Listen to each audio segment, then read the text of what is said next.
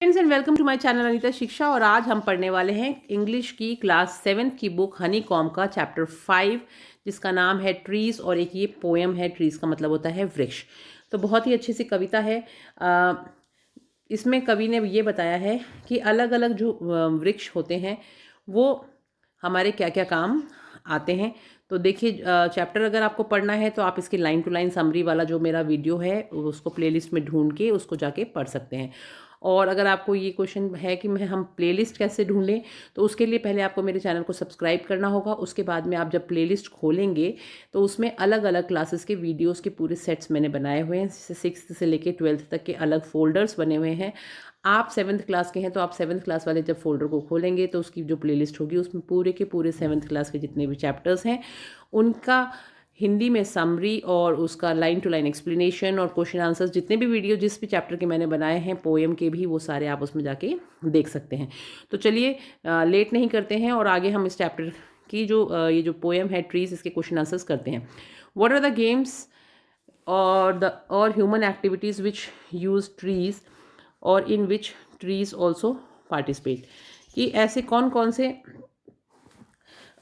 खेल हैं या मानव गतिविधियां हैं जिनमें वृक्षों का उपयोग किया जाता है और जिनमें वृक्ष भी भाग लेते हैं। तो ये जो क्वेश्चन है इसका आंसर हम अब करने वाले हैं। The children use trees for their games. बच्चे अपने खेल के लिए पेड़ों का काम में लेते हैं। They make tree house and play hide and seek behind the tree. वो ट्री हाउस बनाते हैं और उसमें छुपन छुपाई खेलते हैं।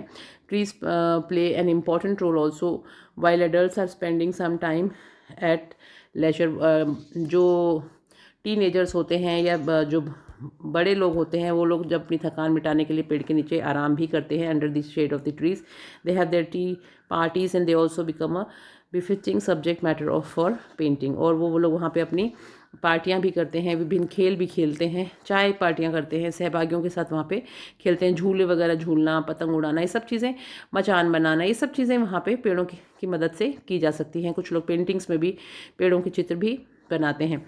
तो नेक्स्ट क्वेश्चन, सेकेंड क्वेश्चन देखते हैं। Trees are for apples to grow on और pears. Do you agree that one purpose of a tree is to have fruit on it. यानी कि वृक्षों पर सेब और नाशपाती आती है। क्या आप सहमत हैं कि वृक्ष का एक उद्देश्य उस पर फल उगाना है, या आप जानते हैं कि यह एक पंक्ति हास्यपूर्ण है। तो during summers the trees provide cool shade. In winters this shade is not required, so people stand under the open sun to enjoy its warmth। यानी कि जब गर्मियों का जब मौसम होता है तो हमें पेड़ की छाया पसंद होती है, तो हम जब पत्तियां होती हैं उसके नीचे जो छाया होती है उसका आनंद लेते हैं। लेकिन सर्दियों में हमें धूप चाहिए होती है तो हम उन पत्तियां वो उनको जो होती हैं उनकी ज़रूरत नहीं होती, तो हम सूरज की गर्मी को एंजॉय करते हैं पत्तियों को हटा के।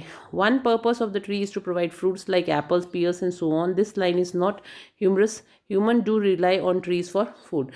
तो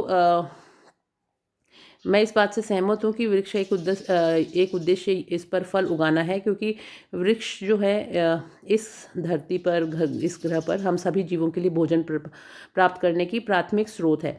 इसलिए मुझे लगता है कि इस पंक्ति में हास्यास्पद कुछ भी नहीं है, यानी ये कुछ भी इसमें मजाकिया नहीं है। तो आई होप आपको ये दोनों क्वेश्चंस जो हैं इस चैप्टर के समझ में आ गए होंगे। और बाकी जब आप इस चैप्टर को पढ़ेंगे तो आपको बहुत सारी चीज़ें पता चलेंगी कि पेड़ किस चीज़ के लिए होते हैं, पक्षियों के लिए, बच्चों के लिए, घर बनाने के लिए, झूला झूलने के लिए, छुपन छुपाई खेलने के लिए, टी पार्टीज़ के लिए, पतंग उड़ाने के लिए, बहुत सारी चीज़ें आपको इसमें देखने को और पढ़ने को मिलेंगी कि ये हमें छाया भी देते हैं और गर्मियों में और सर्दियों में हम धूप में भी बैठ सकते हैं इन पेड़ों के नीचे, इनको पत्तियों को काट के, और लकड़ी मिलती है। तो ये बहुत सारी चीज़ें हैं। तो आई होप आपको ये चैप्टर अच्छे से समझ में आ गया होगा। और अगर आपको ये मेरा चैनल अच्छा लगता है तो आप इसको लाइक, सब्सक्राइब और शेयर करना बिल्कुल भी मत भूलिएगा। और नेक्स्ट वीडियो में हम पढ़ेंगे नेक्स्ट चैप्टर। जैसे ही आपके चैप्टर्स कंप्लीट होंगे will proceed to the grammar portion. So तब तक के लिए मैं आप लोगों से विदा लेती हूँ and hope you prepare well for your exams.